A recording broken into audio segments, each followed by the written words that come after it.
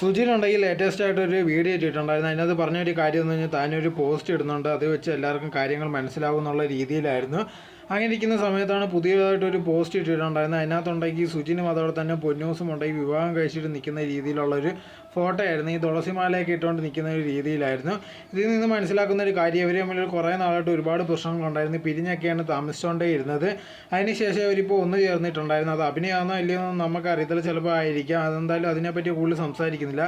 എന്തായിരുന്നാലും ശരി, പിന്നെ അവർ ഒന്നിച്ചുകൊണ്ട് തന്നെ പിന്നെ ഒരു വിവാഹം എന്നുള്ള രീതിയിൽ നടത്താമെന്ന് വിചാരിച്ചിട്ടാണ് ഇങ്ങനെ അമ്പലത്തിൽ പോയി തുളസിമാലയൊക്കെ വെച്ചിട്ടുണ്ടെങ്കിൽ ഒരു വിവാഹം കഴിച്ചേക്കുന്ന രീതിയിലുള്ളൊരു പോസ്റ്റ് ഇട്ടിരിക്കുന്നത്.